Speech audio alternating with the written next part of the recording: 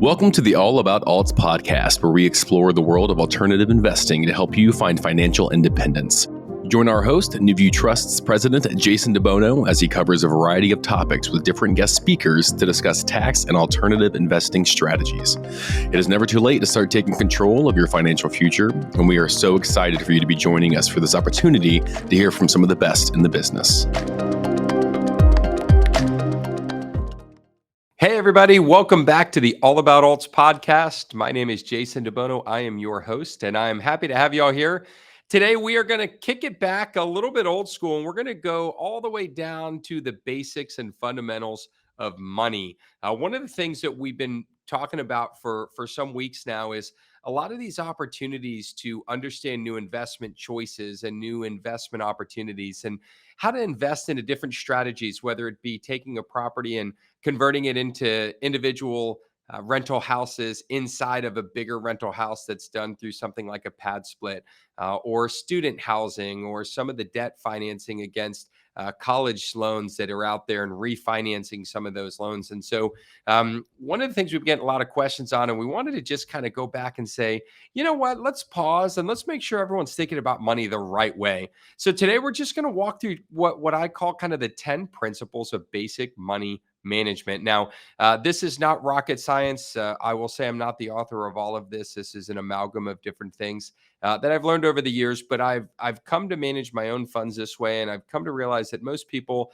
if you get 6 or 7 of the 10 and you get them moderately close to right, you tend to be doing okay. So we're going to have a little bit of fun with this today. We'll go through some of these a little bit longer, or a little bit shorter, depending on the topic. But let's start with number one. Right? Money Management 101, rule number one, set a plan. When I say set a plan, this is something that I talk to people every day about is, what's your plan? It doesn't matter what my plan is. It doesn't matter what the person next to you's plan is. It's what's your plan. And when we say set a plan, we say really a couple things. Number one, do you really look at your money in 3 different categories, right? Short, midterm, and long.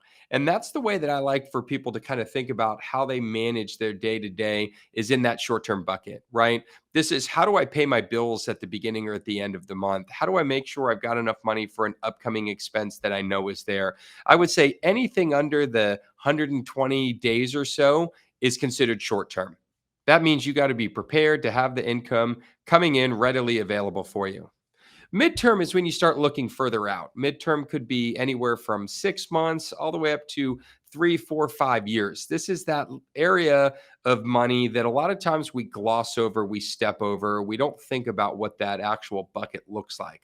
And then you got long term, right? Long term says, hey, what am I doing eventually, right? Long term for some is defined as retirement, but I think long term should be something for everybody that doesn't have to be all the way out of retirement. This is where I'd look at anything over 5 years.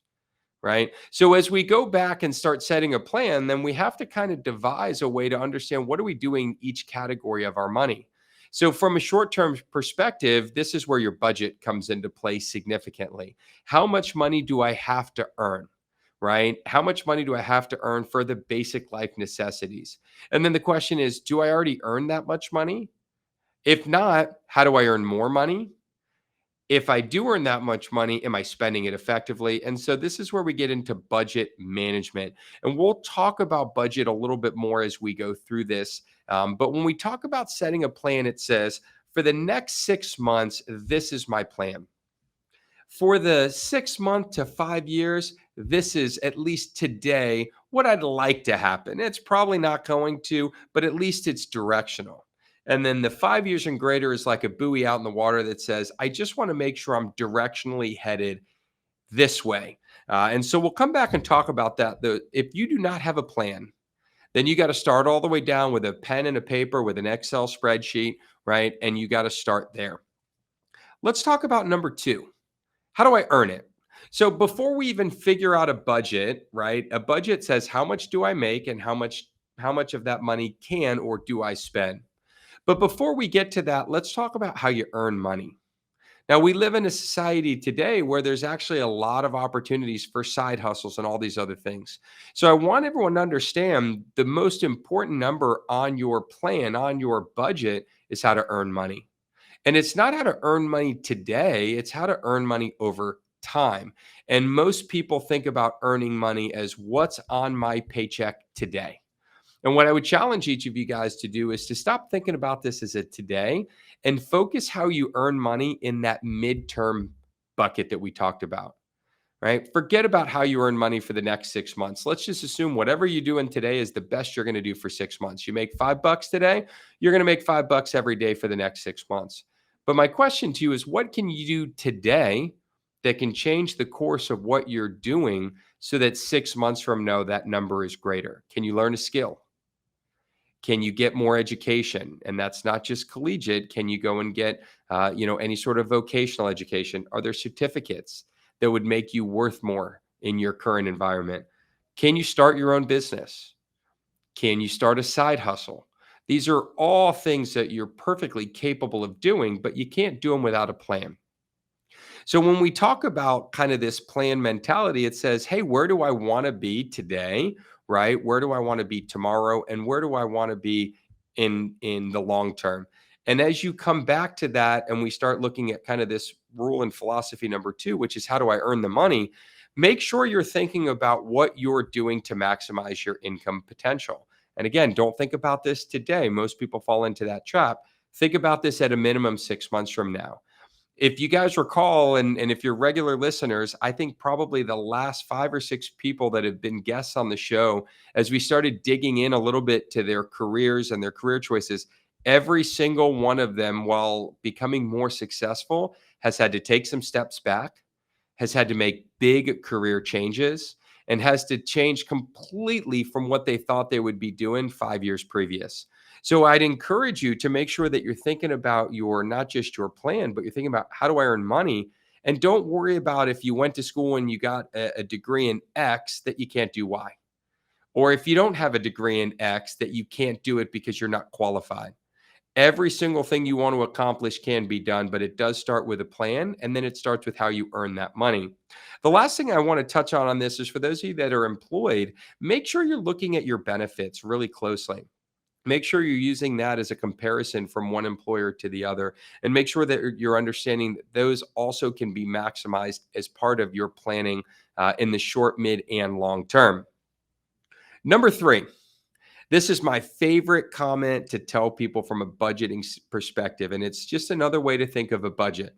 Spend less than what you make. And I use this a lot. So many people say, if I just made more money, I'd save more money. And I agree with that, right? If I made 10 grand, I'd save more than if I made 5 grand. And if I made 50 grand, I'd save more than if I made 10 grand. But what I've learned is the reality is it's not true. Because if I make 10 grand and spend 10 grand, I save zero. If I make 50 grand and spend 50 grand, I save zero.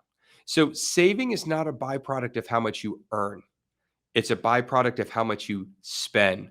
So the best advice that I've ever been given, that I've ever been fortunate enough to pass on to others, is truly spend less than you make. And if you do that and you set your budget accordingly, you will find ways to actually end up with more money, more savings, and more income. So for those of you that follow people like Grant Cardone, his philosophy is use the cash flow from your investments to buy the stuff that you don't really need in your life. So you want a really nice, watch, you want a nice car, you want a nice house, boat, right? Whatever these luxury items are, go out and figure out how to save, earn money, and then use that savings or the cash flow off that savings to buy this stuff. And I couldn't agree more, with that philosophically. So remember, if you want to save more money, spend less. And I promise you will never be upset that you save too much money. But if you do the opposite and don't save enough, it can be very, very painful lessons to learn. Number 4, put your money to work. I think this is something that people are kind of waking up to, but this is such a powerful tool. Put your money to work. Don't be scared to lose money. We're going to talk about risk here a couple rules down, but just put your money to work. Money sitting in cash isn't always a bad thing if your plan suggests that you need that cash sometime shortly down the road. But if you've got money, go out and find ways to put it to work. Invest it, right? generate return, even if it's just in some mutual funds. But there's so many different things that you can do with your funds that can generate yield. So a good friend of mine uses the comment. He says, money is like, take this idea of money, right? And it's like a friend, and you want that friend to go out and find more friends. And it's really simple, but it's true. If I can take that dollar and it can go find me another dollar, I've got two. And if those two can each find me a friend, then I've got four. And this exponential return that we're kind of seeing and experiencing starts to really come back full circle to us. So make sure, number one, that we're creating that plan, right? That's absolutely mission critical. Number two, let's understand the top line. Where's that money coming from? How do we earn more of it? Number three, let's make sure that we've got, without question, a budget that causes us to spend less than we earn. And then getting back down to number four is that delta, right? That money that we're saving, let's put it to work, and let's put it to work in the most effective and efficient uses that we can find. Going on to number five, use good debt. Now, understand what use good debt means. It doesn't mean go into debt for no reason. It means use good debt. Now, there's no definition of what good debt is and what bad debt is, but I'm a general believer that good debt will always return you more money. Bad debt will always cost you more money. So, an example of bad debt would be a car payment, right? Everyone would agree owning a nice car and driving a nice car is a luxury, but it doesn't mean that making an $800 or $1,200 payment every single month is worth it. So when you think about the way that we look at good debt and bad debt, sometimes we need debt just to survive. And I'm not suggesting there's not times in my life where I've had to use credit cards or any of those things that had to get me through. And that's bad debt, right? But that's okay. Sometimes we're forced into that. But if we have a good plan and we're making those decisions ourselves and we have time to really think through this, we want to focus on good debt. So what's good debt? Well, good debt is anything, in my opinion, that can generate more return than the debt costs. So if you look out and you think about education, education can be good debt or bad debt. A lot of times we assume that education debt is always good debt, and I promise you it is not. For me to go get a degree and spend $100,000 of debt to get a degree that's going to make me $40,000 a year is bad debt. It's not paying for itself. Good debt would be going out and taking on $40,000 of debt for a job that'll pay me $100,000. So when I look at good debt and bad debt as it relates to education, make sure you're really challenging yourself. I'll share a quick story. I was at a local high school. There was a group of people. We were sitting on a panel, and we were working with juniors and seniors, and we were just a sounding board of local professionals, providing guidance for individuals looking to get out of school and begin their careers. It was absolutely amazing. I applaud the high school that put it on, because I think they're light years ahead of many other schools. However, there was a question that was asked about student debt. And the question was, in evaluating colleges and deciding where to go, what's the best methodology to evaluate student debt? And everybody kind of on the panel was answering with very professional answers, yet everybody, in my eyes, missed the intent of the question and missed the real answer. Because my answer was much different. It was not, how do you find the debt? My answer is, why do you need the debt?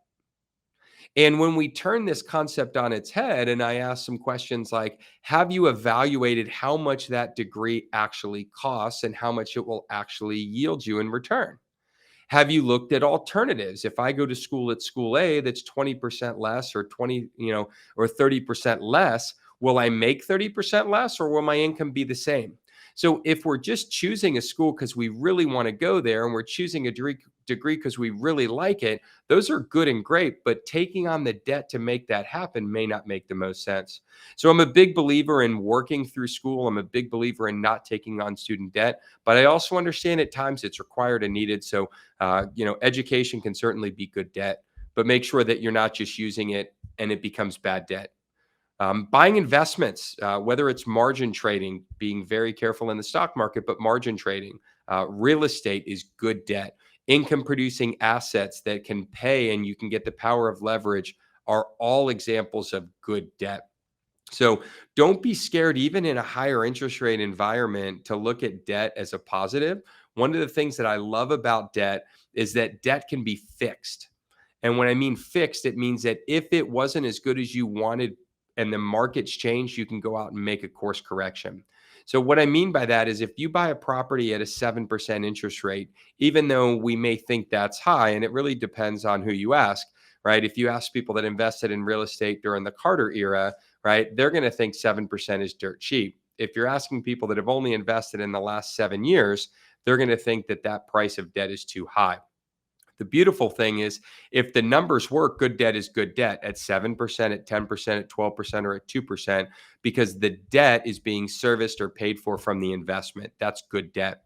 But in the event that you took on debt at 7% and debt went down to 4% for the same exact loan, you have the ability to actually go out and arbitrage that debt and refinance out of it.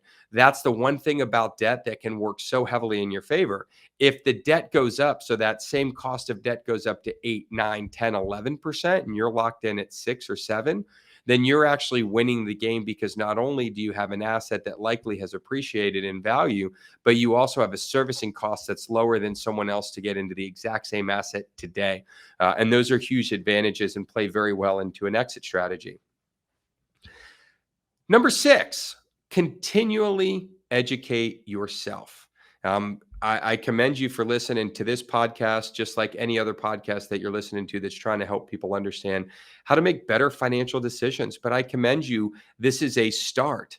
Education today is almost exclusively free through the entire value and benefit of the internet. There is no reason that if you want to go and figure out how to land bank in Montana, that you can't figure that out. If you want to figure out how to be the next crypto millionaire, that you can figure that out. If you want to figure out why people buy tax liens, or why gold, or how do you mine, for some of these cryptocurrencies, or what's the difference between residential and commercial and rental real estate versus buy and hold or fix and flip. All of these things can all be learned today through local groups, associations, as well as clubs, organizations, and then the internet. So if you are not educating yourself, I would encourage you to just pause and ask yourself, how do I go get that education? And there are times where paying for it makes great sense. There are times where maybe the free education will only get you to the 10-yard line, but a paid education will get you to the 50 faster. Those are all fair things for you to consider. And all of that should be really looked at under your plan. What is my plan? Do I have one? What's my goal? Where do I want to be in 6 months, a year, 3 years, 5 years, 10 years? And if so, then what are the investments I need to make in myself to get there? And education is such a powerful tool. It can come in the form of university level education. It can come in vocational level education. It can come from mentors and people that have experience. It can come from groups and memberships of other people that look like the type of person you're looking to become. But if you're missing the opportunity to educate yourself in today's market, then you're missing, in my opinion, the most critical tool in your tool belt, and that is you. So make sure that you are investing in not just what you want to buy and sell, but investing in yourself. It will be by far the best return on your investment. So let me recap, on the first 6, and we'll spend the last half of today's show talking about the last 4, because these last 4 are very, very critical. But number 1, set your plan, right? Where do I want to be and how do I get there? I kind of use the example of it's like a roadmap, right? If I got in the car and just started driving, I'm not going to be nearly as effective if I got in the car and knew that I was going out to Washington, right? So make sure that you've got a roadmap and a plan.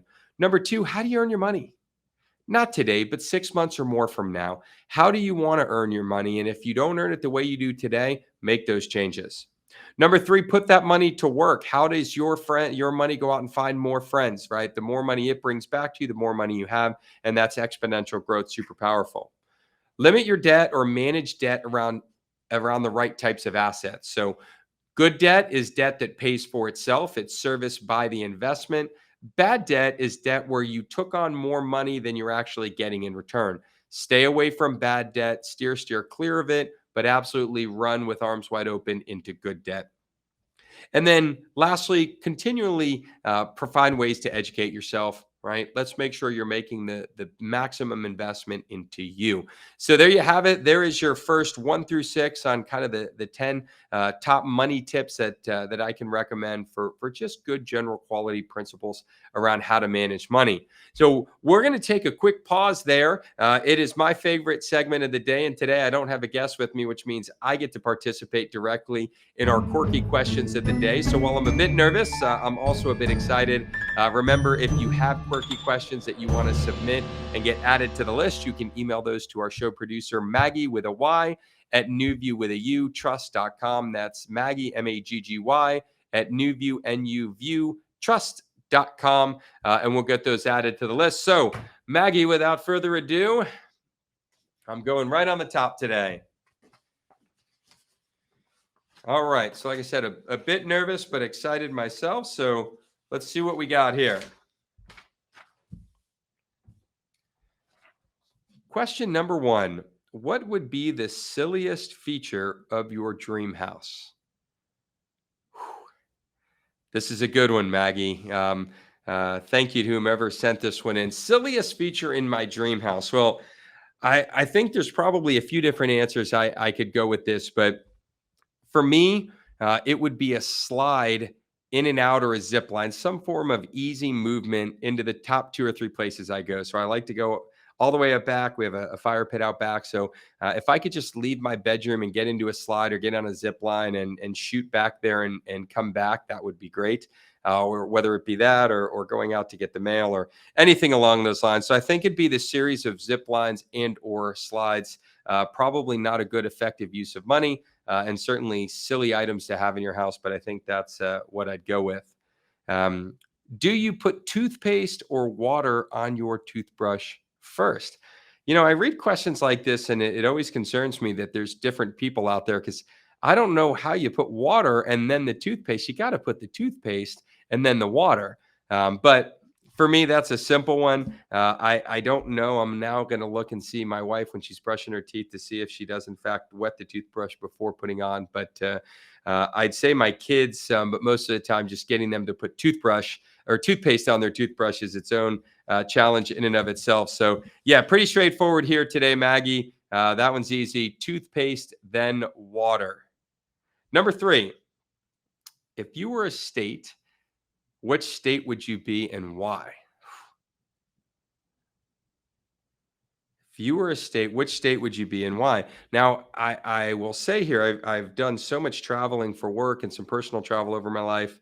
There's only 3 out of the 50 states I haven't been to. So I think those 3 would be hard for me to know. But kind of thinking back to all of the states that I've been to, um, I think I'd have to go Florida.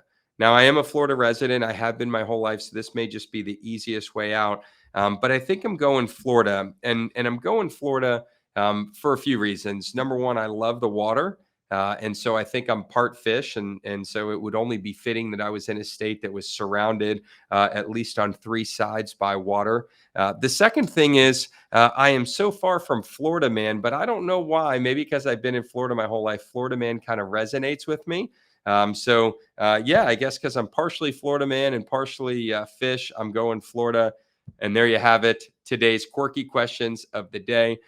Thanks to our regular listeners that keep submitting those. I always enjoy looking forward to those, and I always have a lot of fun reading those out and hearing answers. And today, getting to be on the other side of that and even answering them myself. So thank you for that. Well, let's get back to money principles, right? 10 things to consider or 10 rules to live by as it relates to money. So we've been through the first 6, and let's kind of just get right back into it under number 7. Number 7 is, what is risk?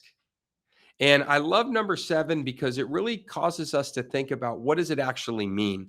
And I think this is an area that most people either really don't understand or get themselves into trouble as it relates to understanding risk. So when we kind of look at this, the point I want to convey here is, are you making risk adjusted return investments? What does that mean? It means that does the level of risk justify the return? Because the more risk that you take, the greater the return that you should have. Now, there's no right answer and no wrong answer to risk. That's a personal choice, right? Everybody reserves the right to take more or less risk. I liken investing to gambling, right? You have the chips and you can put them on whatever game or table or whatever it is that you want. But understand that when you put them down at the blackjack table or the roulette table or the poker table, they're at risk. That means that they may not come back to you. So you need to understand, what does that mean? Well, if they're not going to come back to me, why would I put them on the table? Well, we put them on the table because the upside is that more than you put on the table comes back to you. That's really what investing is. Now, obviously, gambling has a lot of additional elements into it, but I would argue that not much different. There's a lot of luck in investing, just like there is in gambling, but it's all about having the right strategy that puts you in the biggest, best opportunity to make money. So when we say what is risk, is are you evaluating risk? Is the return on its best day justifying the amount of risk that you're taking? So, for example, if you invest into something today, like a money market account, right, that has a few percentage point return, there's what you would consider a no risk investment. So your investment risk should be growing based on the return associated with what your money can bring back to you. So it's important for you to kind of take a look and have a benchmark. So what's a risk adjusted return? It means, how much money can I make comfortably today with the least amount of risk? If that number's 3% or 4%, then taking on a ton of risk to make 5% is not a good risk adjusted return. Now, taking on a ton of risk to make 20% may be a good risk adjusted return, because the no risk option is 3, the high risk option is in the 20s. That may be worth the risk. Now, whether or not you have the risk tolerance, whether you have the ability to take on that risk and manage that risk, that's a personal decision only you can make. And that should be managed in your plan, right? Rule number one. So I do believe that you can take risk, and you can take bigger and smaller risks based on where you are in the life cycle of your plan. If your goal is to have money saved and you have hit that goal and you have a good sufficient amount of money saved, then I think it's perfectly okay to take 5, 7, 10% of that money and go take risk. But if you've worked hard to save 10 grand, you can't go take all the risk on 10 grand. So it's all about finding that, but understanding that risk tolerance and risk number for you. And that number is going to be your number and your number alone. Just because I'm willing to take more risk doesn't mean you should. Just because I'm not willing to take risk says it doesn't mean that you should. One of the things that I love about risk that someone shared with me is an old mortgage tale. And it says, if you're in the lending business and you are not foreclosing on a certain percentage of your loans, you're not taking enough risk. Now, most people would say, well, why would I want to foreclose? Wouldn't I be a great lender if I never, ever, ever foreclosed? And the argument is, yes, but you're leaving money on the table. You're better off being taking on slightly more risk at higher rates and foreclosing on a small percentage than you are just only writing the most simplistic conservative loans. And if you pencil those numbers out, there's a lot of truth to that. So losing isn't a bad thing, right? Losing too much or not understanding what losses can do. But losing in investments does not mean that you made a bad investment. It means that your risk profile gives you the ability and tolerance to do that. And in doing so, you're going to hit more grand slams or hit more home runs than the average investor would, because that risk will pay off in some areas and it'll cost you in others. I will use this as a time to remind you of my favorite Warren Buffett quote, and that is, return of principal is always better than return on principal. So make sure when you're looking out in the marketplace and you have the next opportunity that you're really stopping and saying, what's my risk in this deal? And does the risk adjusted return line up to my investment, strategy and my investment plan? But don't be scared of risk, right? Run into it with arms wide open, but more importantly, eyes wide open. But at the same time, don't just run into it blindly, because risk can be a very expensive lesson to learn. Number 8, diversity, diversity, diversity. Now, I love diversity because I have a slightly different take on what diversity is. Some of you may have heard me mention this or talk about this with some of our previous guests. I had a client many, many years ago that said, diversity into something you don't know is dumb. And I thought, diverse, okay. And I'm kind of thinking through it. And he said, if I buy an investment I know nothing about just for the sake of diversity, it's dumb. And I completely agree with that individual. Diversity isn't just about putting a bunch of eggs in a bunch of different baskets. There's absolutely something right about that thought process. But diversity still has to have knowledge and risk adjusted return baked into it. But when we say diversity means many things, make sure that you're thinking about diversity as not just different asset classes. For example, this same client, he's a lender, loves to do private notes. His version of diversity is different types of note with different borrowers in different geographic areas. His belief is that if I lend to great borrowers and mid borrowers and even some poor borrowers from a credit standpoint, but I do it in different asset classes like residential and commercial, and I do it in different areas like the Southeast and the Northeast and the Northwest, then I'm achieving diversity because if one of the markets goes bad, I'm not subject to risk. If the market economics change and impact, right, great borrowers are feeling the pain more than diversity will allow me to get through that as well. So just understand that diversity is not buying different assets for the sake of buying different assets. Diversity is making sure that you're slicing and dicing your money into a different type of asset class and or asset geographically and or asset mix or profile, even under the same asset class, so that if something does go bad, you've got the ability to offset or something to counterbalance some of those market conditions. So love diversity. I think it's a great thing for people to be thinking about, but I really do think it's important that you never lose sight that diversity cannot let you invest in the things you don't know and understand, because that's not diversity. But if you do know and understand multiple strategies, then certainly slice and dice that money into as many of those as possible. Number 9, this is the one that I absolutely love being on the IRA and custodial side of things, but it's keep more of what you earn. This, I think, is probably the greatest example that I can use to help distinguish the difference between people that make money and the wealthy. Because people that make money focus on what gets put in their bank. People that get wealthy don't care about that. They look at how much are they growing their wealth by. And there's a big, big difference between growing your wealth and putting money in the bank. So when we talk about keeping more of what you earn, it means, are you using tax efficiency on your investment strategies? Now, I've shared this in the past, but I'll just help people understand, maybe some of our new listeners, how important keeping more of what you earn means. If I take $1 and I double it for the next 20 years, every year at a 25% tax rate, 20 years from now, I'll be sitting around with my buddies telling them how 20 years ago I put $1 into this account. It's doubled every year for 20 years. I pay 25% tax on an annual basis because that's my tax rate. I'm going to have about 78,000 bucks. Now, I think we'd all agree turning $1 into 78 grand would be brilliant, but that's people that just want to make money. The wealthy would put that same dollar into a Roth IRA. They would forego the 25% of annual tax. They would live without the income longer because they're not worried about what's in their bank account. They're worried about how to build their wealth. And that same exact dollar over the same exact period of time would actually grow to just over $1 million. So the difference between people that make money, right, which is the working class, and the wealthy is that the wealthy have figured out how to use tax planning to their benefit. If you are not using tax planning, regardless of where you stand in the income stack, you need to start focusing on that, because tax planning is essential in building wealth. So if you think about it, same person, same dollar, same time horizon, same, everything. The difference for the only choice of putting it into a tax advantaged account first, in this case a Roth, means that you get to keep a little over $1 million off that dollar versus only keeping about $78,000 off that dollar.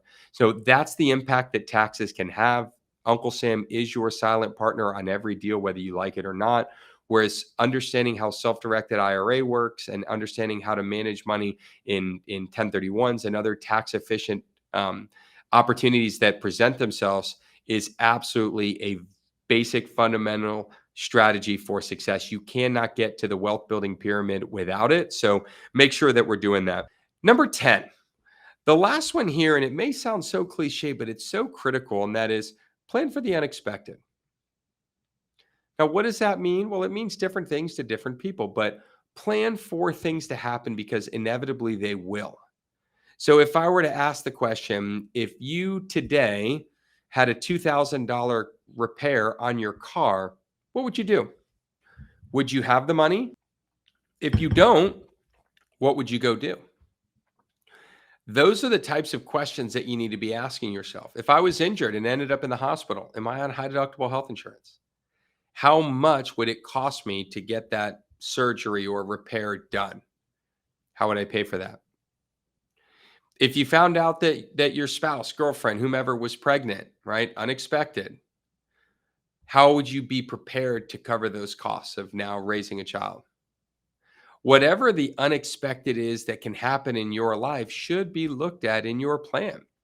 And you should start planning for that because no matter what you do, no matter how you do it, the unexpected will occur. And whether that be having to buy a new cell phone, whether that be fixing your air conditioning unit, right? Whether that be a car repair, anything along those lines, how are you prepared to manage those?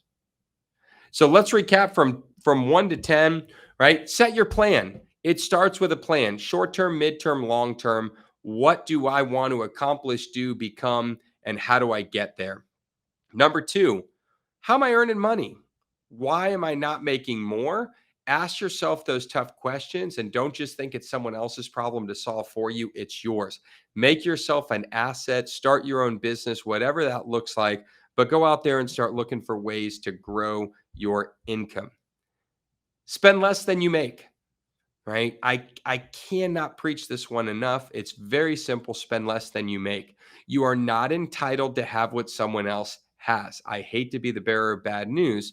You don't need the brand that's on your shoes or your car or in your house. You don't need any of those things. They're wants.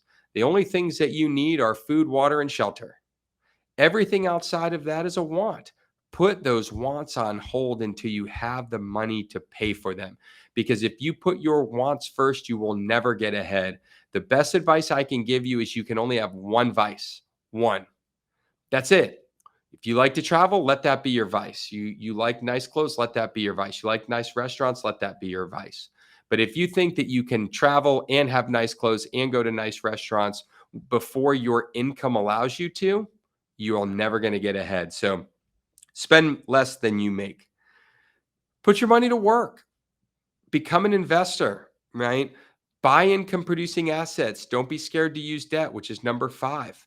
Educate yourself. Number 6, use that education to put your money to work. Use that education to know the difference between good debt and bad debt, right? But let's make sure that we're making investments and we're giving ourselves an opportunity to earn more money passively. Because if we just trade labor for dollars the rest of our life, we're going to get tired. So find ways to trade labor for hours at the maximum, right? That's earning more money. And then turn around and figure out how to go make money while you sleep. That's the key to financial success. Understand risk. Don't be scared to take risk, but don't blindly take risk. Risk should be well cared for, well thought out, and you should know what you're getting into before you get into it. Utilize diversity, but don't lose sight that diversity doesn't mean different asset classes. It just means that you're protecting yourself in the event that markets or market conditions won't sing all the boats in your portfolio, right? It's okay if a couple lose. That's part of investing as long as a couple win to offset it. So make sure that you're understanding and utilizing diversity.